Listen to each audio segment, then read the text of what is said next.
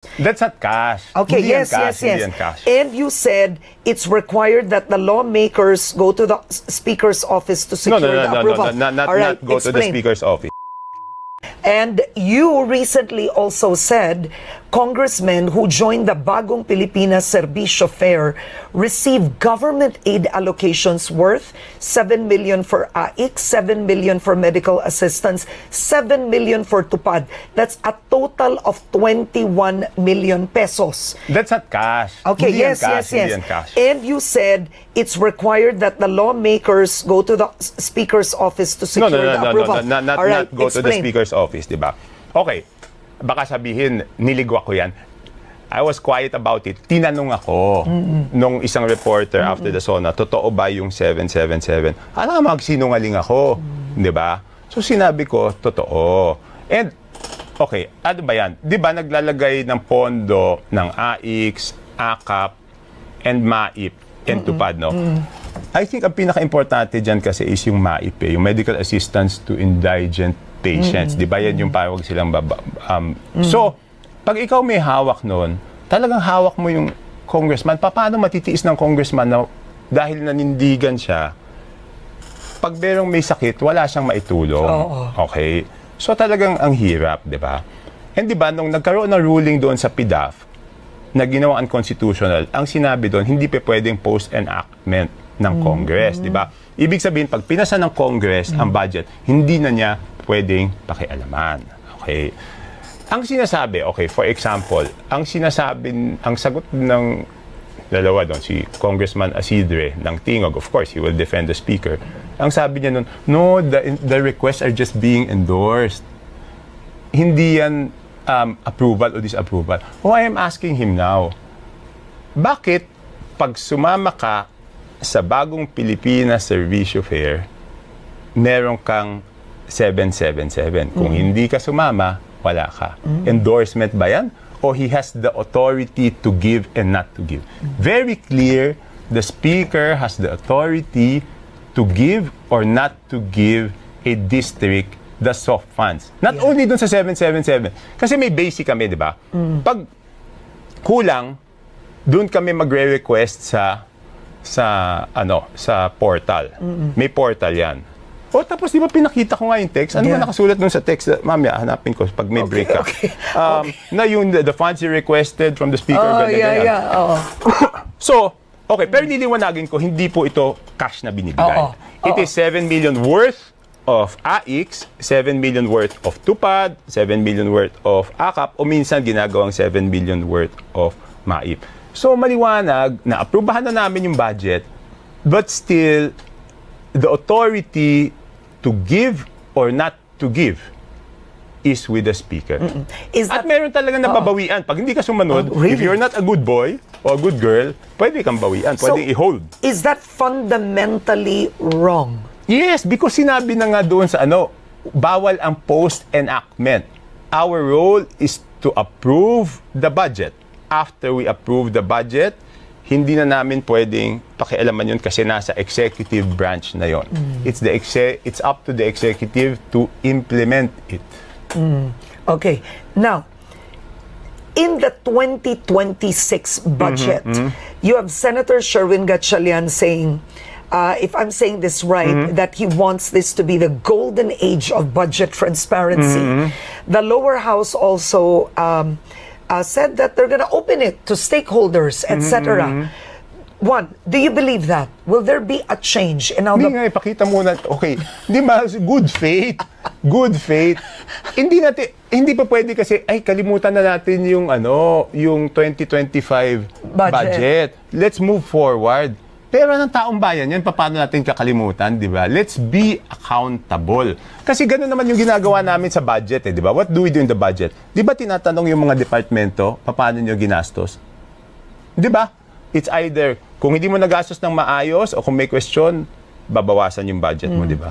Hindi, pakita natin, ano ba yung nangyari doon sa small committee, doon sa 20. Kasi at least yung BICAM, Karen, at least yung BICAM, makikita mo, I can show you, may report yon. May BICAM report na pinirmahan nung mga BICAM conferees. Ito ang budget, ito binawasan, ito ang bagong amount. Ito ang budget, ito ang dinagdag, ito ang bagong amount. Yung small committee, walang binibigay yon. So, nasaan? So, mas grabe yung small committee na yon kaysa doon sa BICAM. Yung BICAM may pinirmahan. Saan yung pinirmahan ng 4? Pakita nila. So, when I interviewed Senate President Cheese Escudero, I think that was last week, when I asked him about the alleged insertions, he was... Again, sorry to interrupt you. Hindi naman lahat ng an insertion is an amendment to the budget. Kaya tinatawag na insertion yan kasi binabawasan mo isang departamento. Hindi lahat yan masama. Hindi lahat yan masama. But in effect, because you have Senator Tito Soto, Senator Lacson, calling the 2025 budget scandalous, right? Egregious. Ang sinisi ni Cheese Escudero, technically, bakit kami tinatanong nyo yung House? Doon nagsimula lahat yan. So he's right. No, the budget emanates from the House. But meaning these amendments, he's saying in effect, doon nga sa small committee. Saan ba yung chance ng House na mag-amend? Sa small committee. Tapos, pag inaprubahan ng House, magkaibang version ng House, magkaiba yung version ng Senate, magkakaroon ng BICAM, doon ulit yung amendment. So, sinasabi ko nga, dalawang pagkakataon na mag-amend. Yung BICAM, ang problema, hindi nasa publiko, pero merong pinirmahan sila na ito yung... At least, O nasaan yung report nung small committee? Okay. Wala nga report eh. Ang tanong ko ngayon... so hindi pa pwede, non-negotiable yan. Kung gusto namin pakita na transparent kami, pakita nila yung 2025 budget small committee. Okay, you've been in Congress for so long. Is removing the small committee actually doable and possible? Yes, kaya ko lang, that's why I'm as vocal. Dati, just for the record, sinabi ko na hindi ako dutol. Ngayon, kasi sinabi ng presidente, gusto ng presidente na magkaroon ng reforma, so may pag-asa. Okay. Di ba ang reason lang naman, I was watching sabi nila, kaya hindi pa pwede sa plenary kasi mahaba, 1,000 lines. O di magtrabaho kami ng Pero again, babalik ako, hindi ko papakawalan talaga yung 2025 small committee. Hindi ko papakawalan Hindi ko papakawalan yan. We have to be accountable. Pero ng taong, hindi pa pwedeng, kalimutan na lang natin. But who will investigate? Who do you think should? Congressman Saldico should show. Kasi siya yung chairman nun, alam ma hindi niya, kung siya hindi niya alam, sinong gumawa nun. But where is he? He's here, he's still a congressman. Okay. So pakita niya. Di ba, ito, binawasan ko, dinala ko dito. Ito, binawasan ko, dinala ko dito. But who is gonna question him? No, I'm challenging him now. So the leadership... He's never been really interviewed, huh? No, the leadership of the House, since they are the leadership, they should demand it from him. Diba? Otherwise, we're just covering up each other's... diba? If the leadership of the House will not demand it from Congressman Saldico, that means we're just trying to cover up. Should this be brought before the Supreme Court? You remember PDAF, during the time of Pinoy, it was brought to the Supreme Court. The Supreme Court made a decision with a small committee. Should this be brought to the Supreme Court? No, because... sinasabi ng leaders ng Congress, di ba, we're transparent. It just prove na yung sinasabi nyo ay totoo. Yun lang naman. Bakit pa tayo pupunta sa Supreme Court? Dadali sa Supreme Court yan kung sinasabi lang hindi totoo. But we have to hold them to their word, di ba? Sinabi mo yan, di ilabas nyo yung report ng small committee. Okay. All right. I want to ask you very quickly. We have a few minutes left, no? So, just to change topic, the Supreme Court decision, essentially calling the impeachment emanating from the House unconstitutional, null and void ab initio.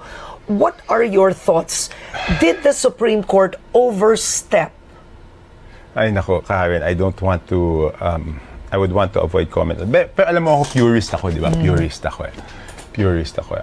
Ang akin is, of course, karapatan ng House of Representatives at lahat ng tutol doon sa desisyon na mag-file ng motion for reconsideration. But in the end, I would like to request everyone, kung ano man yung desisyon ng Supreme Court, igalang natin. Wala tayong choice Wala tayong choice. Kasi may kanya-kanya tayong interpretasyon ng batas, di ba? Okay, ganito interpretasyon ng House. ganito interpretasyon ng Senate, kung hindi natin susundin Supreme Court, sino magsasabing sinong tama? Tapos pag hindi na natin sinunod yung wala na, magkakagulo. Ibig sabihin, 'di ba, ang Supreme Court ang nagdidesisyon ng lahat, final arbiter. Pag hindi na natin sunod yung Supreme Court, tanggalin na natin yung kulungan, kasi wala na eh. Ibig sabihin, pag may nahatulan, sabihin niya, hindi totoo, ayoko rin sumunod eh. Eh kung yung mga mambabatas ayaw sumunod, bakit ako susunod? Wala nang kulungan, wala nang pulis, wala na. Magkakagulo-gulo tayo. Of course, that's the extreme scenario. No? Pero ayaw naman, I'm just showing an extreme scenario kung bakit natin kailangan igalang yung Korte Suprema. Whether we agree, we disagree. Kasi paano, kung naging favorable naman yung kung sinabi nilang constitutional, ibig sabihin, papayag ka, ano sabihin ng kabila? Huwag natin sundin. Hindi naman, I mean, ang tanong ko, what is a better option kung hindi natin sundin? What is a better option? Tsaka hindi naman mawawala yung pinaka-importante, hindi mawawala yung accountability. Sinasabi, i-file nyo na lang sa, I'm not defending, sinasabi ko, assuming na sabihin they sustain their decision, hindi naman mawawala yung accountability kasi i-file mo lang sa February 6, madedelay lang. Di ba? Of course, I respect everyone's decision on this matter, but purist ako dyan eh. Kasi nga, dahil nga doon sa di ba? Again, I mean, yun, sinasabi ko, dapat tapusin. The ERAP, Corona. So, yun, di ba? Okay. Now, I read the petition that was brought before the Supreme Court and then the decision of the Supreme Court. But the Secretary General of the House was in some sections of the complaint where it did not follow the rules of submitting it to the Speaker's office within a period of 10 days. Yes, but it's so, Karen, sana ito, huwag mo nang pasagot sa akin kasi medyo divisive eh, di ba? Total, kahit ano naman sabihin ko, doesn't matter. Because what matters is the decision of the Supreme Court. So ayoko nang, pasensya na. Ayoko nang pag-usapan yan kasi kahit anong opinion ko, does not matter. It's what the Supreme Court says that will matter. So huwag na natin pag-usapan yung mga bagay na magkakasakitan lang. All right. We respect both sides. Now, wait, you are an independent. Let's go back to that. You are an independent in the lower house. What does that mean? It's like the Senate now, right? Noong una, there was supposed to be an independent bloc and it's been settled. It's majority, minority. What is that? What do you mean?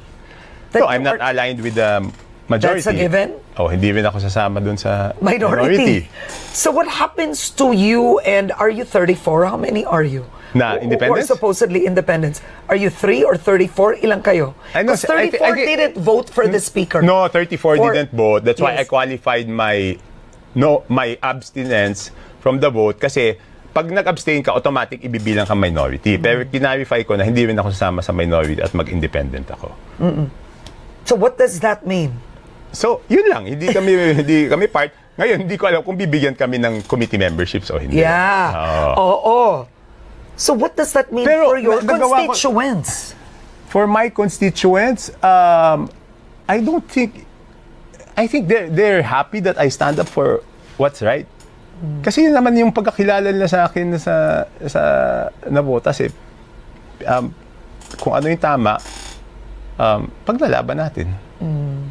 So, yun. I think yung independent talaga, hindi naman 34 kasi karamihan nun sumama sa minority.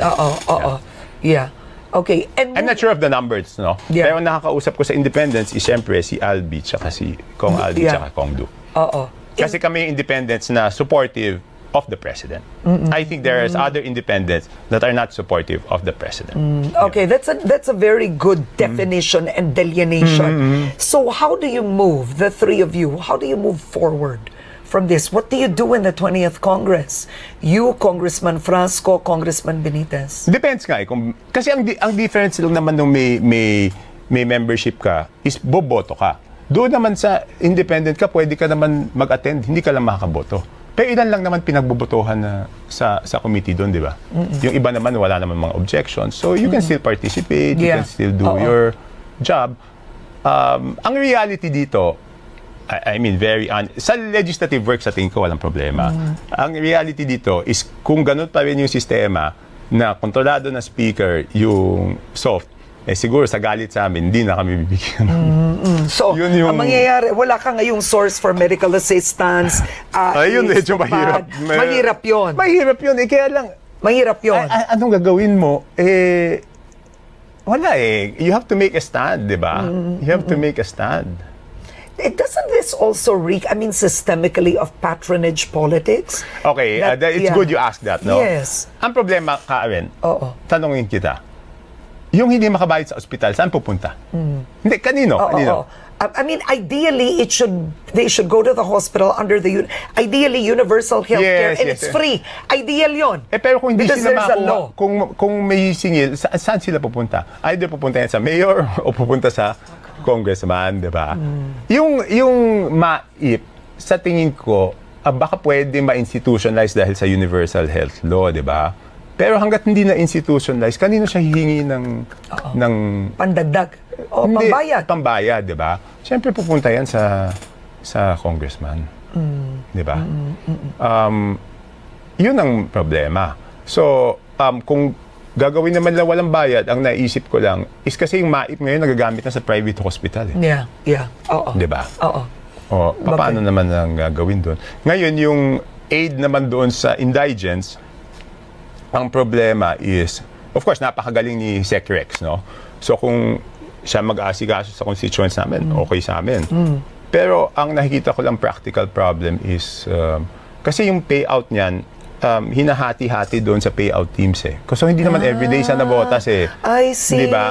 Kung papapuntahin mo pa silang Moraita o somewhere else, mamamasahe pa yung tao, diba? Tsaka kung lahat ng Metro Manila pupunta doon, so it's really a complex system of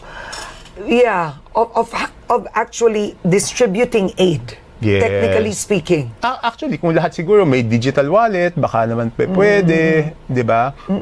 I mean, there are ways Okay. Sa amin lang naman basta yung constituent kasi sa amin pupunta. Yeah. 'Di ba? Sa amin pupunta. Okay. 'Di ba?